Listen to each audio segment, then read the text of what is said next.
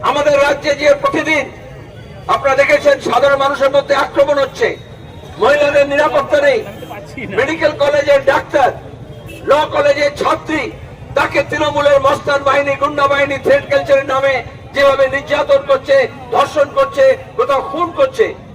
তামান্না কালীগঞ্জ উপনির্বাচনের মধ্যে দেখেছেন আপনারা, 9 বছরের ছাত্রী, এই জুলাই মাসে সে 10 বছরে পড়তো, তাকে খুন করেছে। সুতরাং আমাদের দেশে যে খুনোখুনি চলছে, মব লিঞ্চিং চলছে, সাম্প্রদায়িক যে উন্মাদনা চলছে, মানুষকে মানুষের সঙ্গে ভাগাভাগি করার চেষ্টা করা হচ্ছে, তার বিরুদ্ধে প্রতিবাদে আমাদের এই ধর্মঘট। বাজারের মতো বাজারে যারা ছোটখাটো দোকানদারি করেন তাদেরও আজকে সর্বনাশ হচ্ছে।